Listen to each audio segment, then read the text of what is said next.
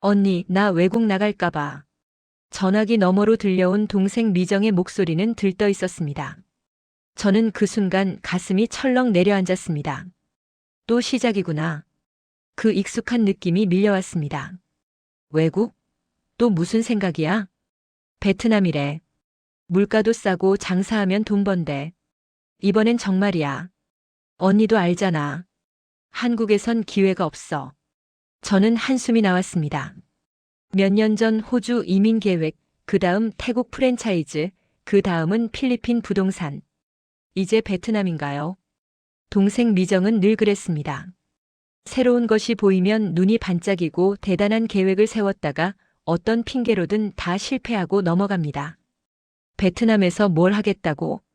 식당이래. 부모님도 모시고 가서 한식당을 할 거야.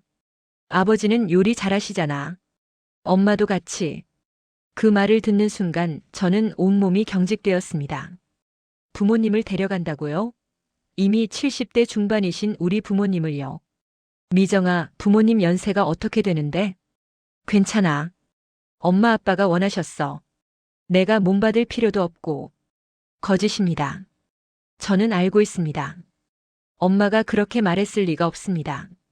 저는 지난 한 달 동안 엄마와 매일 전화했거든요. 엄마는 다리가 아프다고 병원을 다니고 있다고 했습니다. 작년 가을에는 엄마가 미정이를 걱정하고 있었어요. 그런데 갑자기 베트남에서 식당을 한다고.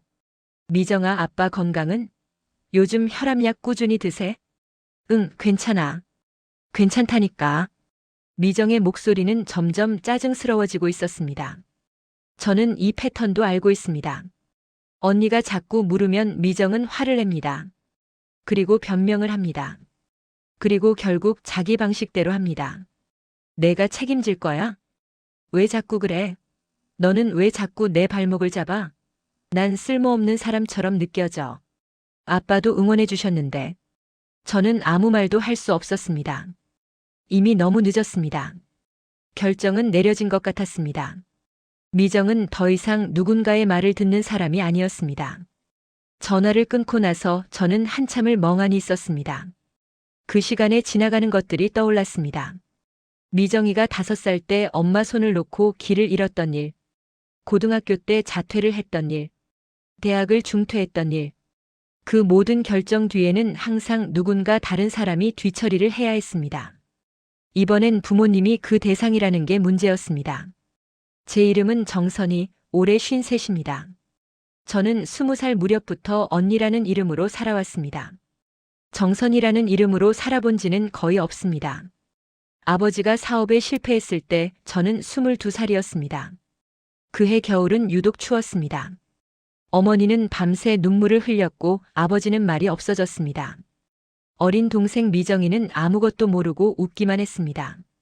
그때 저는 결정했습니다. 누군가는 해야 하니까 내가 하겠다고. 집안에서 가장 먼저 포기한 사람도 저였고 가장 먼저 일터에 나간 사람도 저였습니다. 대학 입시 원서를 쓰는 대신 저는 구인 광고를 들었습니다. 공장 사무직. 월급을 받을 수 있는 일이라면 뭐든 상관없었습니다. 그렇게 제 20대는 시작되었습니다. 회색 콘크리트 건물 사무실에서 문제투성이인 재정 보고서를 정리하며 야근과 주말 근무로 버티며. 정선이는 왜 대학을 안 가? 친구들이 물었을 때 저는 웃으며 대답했습니다. 그냥 집안일이 있어서. 진짜 이유는 말할 수 없었습니다. 아버지의 빚, 어머니의 한숨, 그리고 동생의 학비. 제 월급은 온전히 제 것이 아니었습니다. 절반은 동생 미정이의 학비로 들어갔고 4분의 1은 집 생활비로 들어갔습니다. 남은 4분의 1로 저는 밥을 먹고 옷을 입고 통학했습니다. 그렇게 30년이 지났습니다. 동생은 고등학교를 나왔습니다. 대학도 들어갔습니다. 저는 자랑스러웠습니다. 내 희생이 뭔가를 만들었다고 생각했습니다. 하지만 동생은 1년 만에 대학을 그만뒀습니다. 그 뒤로 일을 잡기도 했다가 사업을 시작했다가 또다시 포기했습니다. 언니는 원래 희생하는 사람이잖아. 어느 날 미정이가 웃으며 했던 그 말이 지금도 귀에서 떠나지 않습니다. 그 말 속에 담긴 가벼움, 그 말을 당연하게 하는 태도가요. 저는 희생을 자청한 게 아니었습니다. 필요했으니까 했던 거였습니다. 누군가는 해야 하니까 내가 하겠다는 마음으로요. 하지만 30년 동안 언니라는 이름으로만 살다 보니 저는 제 꿈이 뭐였는지 잊어버렸습니다. 53이 된 지금 저는 가끔 생각합니다. 만약 그때 회사에 안 들어가고 대학을 갔다면, 만약 동생을 챙기지 않았다면, 만약 언니가 아니라 정선이로 살았다면, 하지만 답을 알고 있습니다. 저는 그렇게 할 수 없었으니까요. 그런 사람이 아니었으니까요. 그런데 이제 그 언니가 다시 필요해졌습니다. 이번엔 형편없이. 동생은 여러 번 이번이 마지막이라 말했습니다. 온라인 쇼핑몰 사업 이번이 정말 마지막이야. 3개월만 자본금을 도와줘. 카페 창업 언니 이번엔 정말 성공할 거야. 부모님도 응원하신대. 해외 무역업 지금이 기회야. 한 푼만 더 투자하면 대박이야. 그때마다 저는 조금씩 등을 내주었습니다. 비전이 보인다고 동생을 믿어야 한다고 제 자신을 설득하며. 하지만 가슴 한구석은 이미 알고 있었습니다. 또 실패할 거라는 걸요. 3년 전 가장 큰 실패가 찾아왔습니다. 결국 부모님이 평생 정성껏 운영해오던 작은 분식집까지 동생 미정이 명의로 넘어가게 된 것입니다. 부모님은 이미 70대 초반이었습니다. 아버지는 그 분식집에서 하루 종일 국물을 끓이고 어머니는 밑반찬을 준비했습니다. 그렇게 30년을 하던 가게였습니다. 미정이가 경험을 쌓아야 해. 이번엔 다를 거야. 미정이는 그렇게 말했습니다. 저도 부모님도 믿어보자고 다시 한번 다짐했습니다. 하지만 8개월 후 그 분식집은 문을 닫았습니다. 빚만 남았습니다. 600만 원이 넘는 빚이요. 미정아, 이 빚은? 언니, 미안해. 나도 어떻게 할 줄 몰라. 저는 그 빚을 갚았습니다. 이미 50이 가까운 나이에 내 은퇴금을 꺼내며. 그리고 또 시간이 흘렀습니다. 조용했습니다. 미정이도 조용했고 부모님도 그 실패에 대해 말하지 않으셨습니다. 마치 없었던 일처럼요. 언니, 나 베트남 가기로 했어. 전화는 2주 전에 걸려왔습니다. 다시 또 베트남. 또 사업? 미정아, 진짜. 이번엔 달라. 부모님도 같이 가시기로 했어. 부모님 고생 그만 시켜드리고 싶어. 해외에서라도 편히 사실 수 있게. 그 말을 듣는 순간 제 가슴이 또 흔들렸습니다. 부모님 고생 그만 시킨다고요? 저도 30년을 그 말만 믿고 살아왔습니다. 부모님이 편해지길 바라며 동생을 한 번 더 믿어주면 이번엔 정말 다를 거라고요. 하지만 결과는 늘 같았습니다. 빚만 남고 사람만 상처 입었습니다. 그 밤 저는 부모님께 전화를 걸었습니다. 엄마, 베트남 가는 거 진짜 가시려고? 선이가 동생이 하는 거니까 응원해야지. 엄마의 목소리는 이미 포기하고 있었습니다. 그게 더 무서웠습니다. 저는 생각했습니다. 이번엔 내가 막아야 하나? 하지만 어떻게? 미정이는 이미 마음을 먹었고 부모님은 이미 순응했습니다. 결국 저는 또 등을 내주었습니다. 그리고 그 순간 저는 깨달았습니다. 이건 더 이상 동생을 믿어주는 게 아니라는 걸요. 이건 내가 약하기 때문에, 내가 한계가 있기 때문에, 내가 거절할 수 없는 사람이기 때문에 반복되는 악순환이라는 걸요. 언니가 된다는 것. 그건 단순히 나이가 많다는 뜻이 아니었습니다. 부모님이 떠난 뒤 저는 혼자였습니다. 미정이는 베트남으로 부모님을 데리고 갔고 저는 서울에 남겨졌습니다. 처음에는 이게 현실이라는 게 믿어지지 않았습니다. 부모님이 진짜 가실 거라고 생각하지 못했거든요. 선이야, 미안해. 미정이가 부모님 잘 챙길 거야. 어머니는 떠나는 날 밤새 울었습니다. 하지만 아침이 되자 어머니는 아버지 팔짱을 끼고 공항으로 향했습니다. 엄마, 나 여기 있잖아. 그 말은 끝내 입 밖으로 나오지 못했습니다. 부모님이 떠난 지 일주일 후 저는 학교 급식 조리원 일을 시작했습니다. 월급이 필요했습니다. 부모님이 없는 빈집을 유지해야 했고 혹시 모를 상황에 대비해야 했습니다. 또한 일을 하지 않으면 저는 그 빈집에서 혼자 생각에 잠길 것 같았습니다. 학교 주방은 지옥이었습니다. 아침 6시에 출근해서 밤 8시까지 하루 6시간은 뜨거운 솥 앞에 서 있었습니다. 1000명이 넘는 학생들의 밥을 하루에 준비해야 했습니다. 국을 끓이고 반찬을 담고 음식을 퍼담고 반복되는 움직임의 연속이었습니다. 어느 날은 손목이 너무 부어올라서 국자를 쥘 수 없었습니다. 하지만 저는 나머지 손으로 계속 일했습니다. 허리는 이미 펴지지 않은 지 오래였습니다. 퇴근할 때쯤이면 온몸이 무너질 듯 아팠습니다. 선희, 얼굴이 왜 이래? 동료가 물었습니다. 거울을 봤을 때 저는 몰라볼 정도로 변해 있었습니다. 눈은 푹 꺼져 있었고 피부는 창백했습니다. 그냥 피곤해. 거짓이었습니다.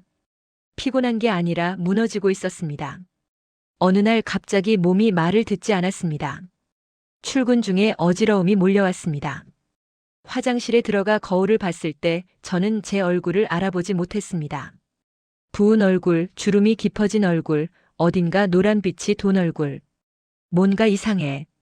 병원을 가봐야겠다. 그렇게 병원을 찾아갔습니다. 혈액 검사, 소변 검사, 초음파.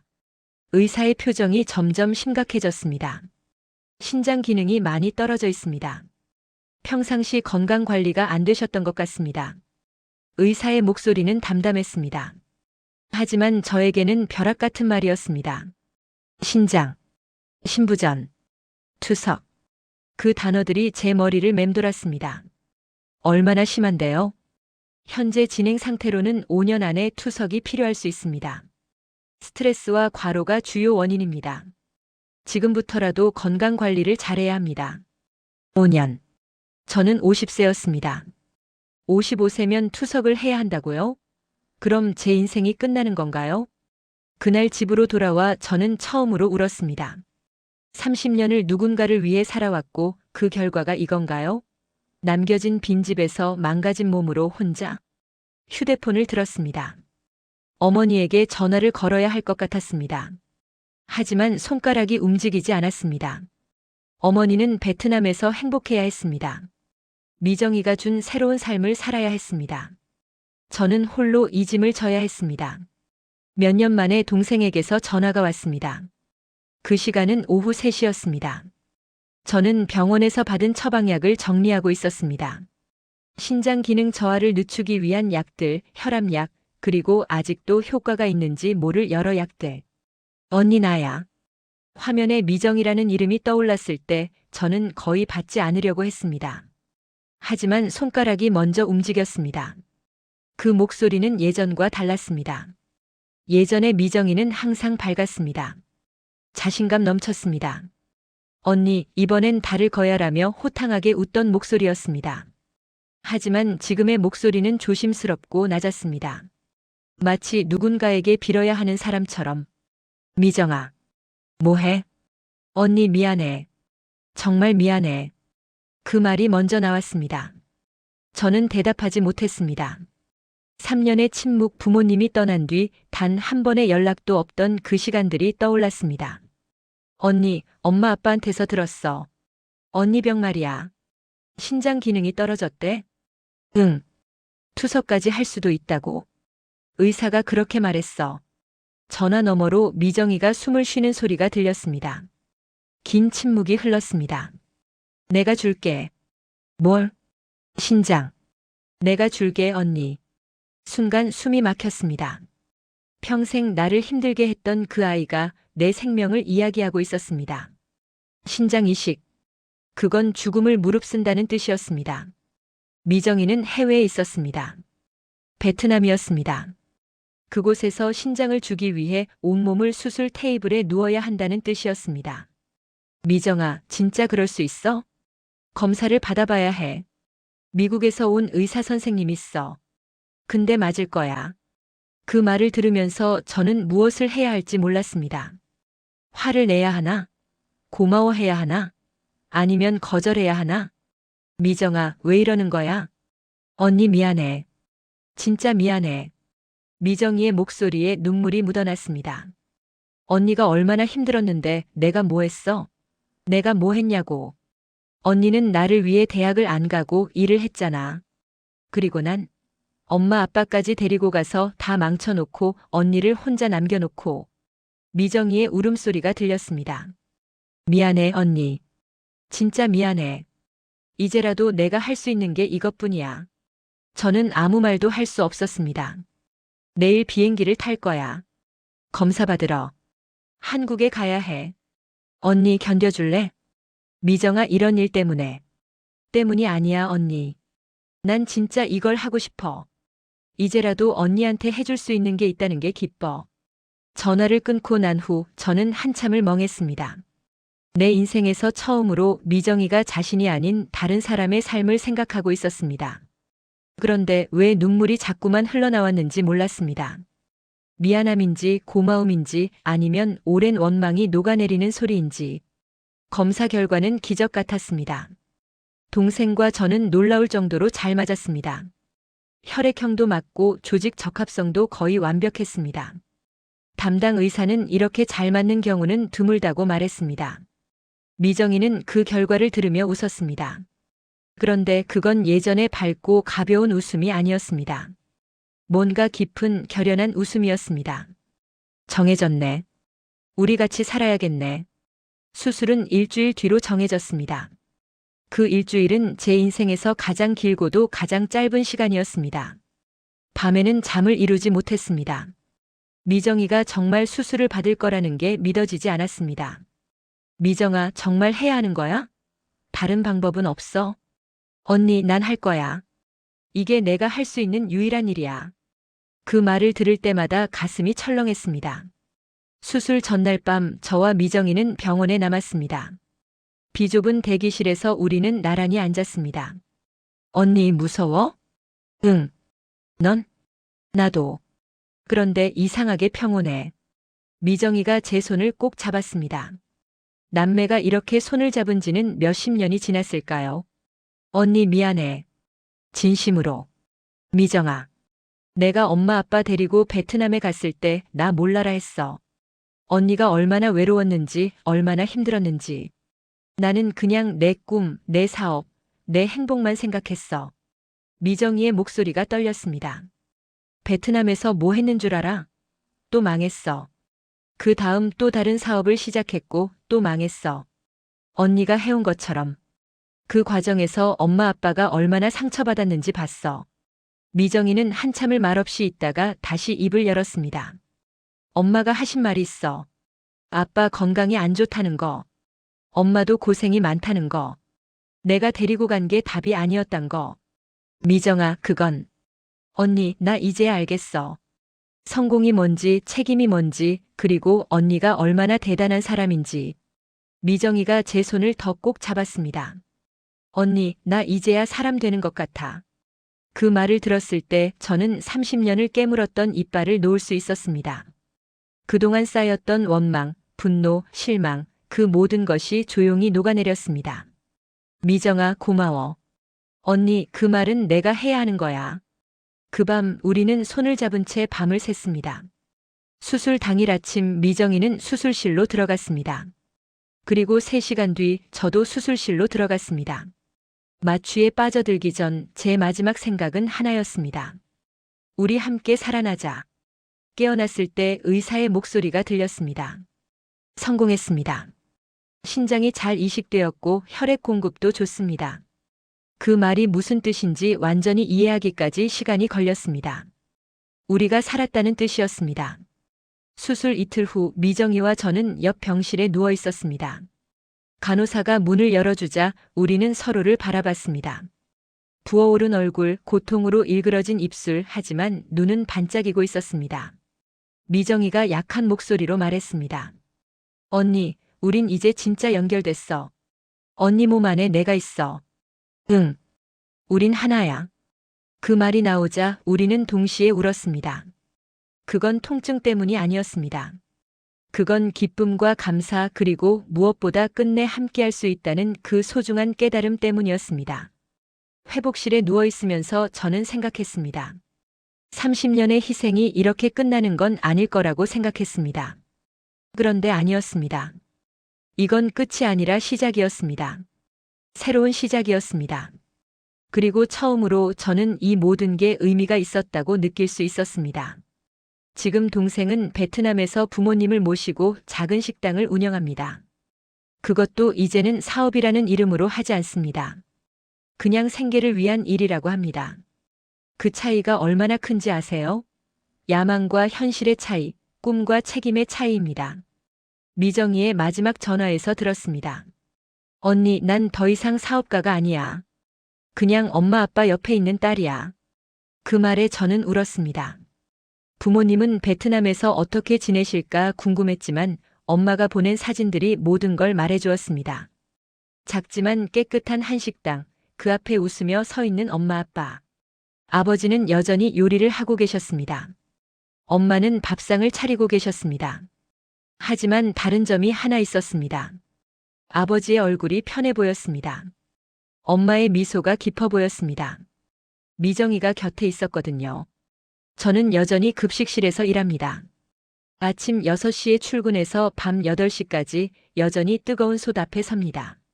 손목은 여전히 부을 때가 있고 허리는 여전히 아픕니다. 하지만 이제는 다릅니다. 신장 이식 후 2년이 지났습니다. 제 몸은 놀랍게도 회복되고 있었습니다. 의사도 놀랐습니다. 평소 건강 관리를 얼마나 잘하고 계세요? 건강 관리는 아무것도 아닙니다. 그저 살아갈 이유가 생겼을 뿐입니다. 우리는 매일 통화합니다. 시간은 정해져 있지 않습니다. 미정이가 가게 문을 닫을 때쯤 또는 제가 퇴근할 때쯤입니다. 시차 때문에 시간이 맞지 않을 때도 많지만 그래도 우리는 합니다. 오늘 밥은 잘 먹었어? 응. 너는? 나도. 오늘 밑반찬이 많았어. 돈 이야기는 하지 않습니다. 그전에는 항상 돈이 먼저였습니다. 얼마 필요해?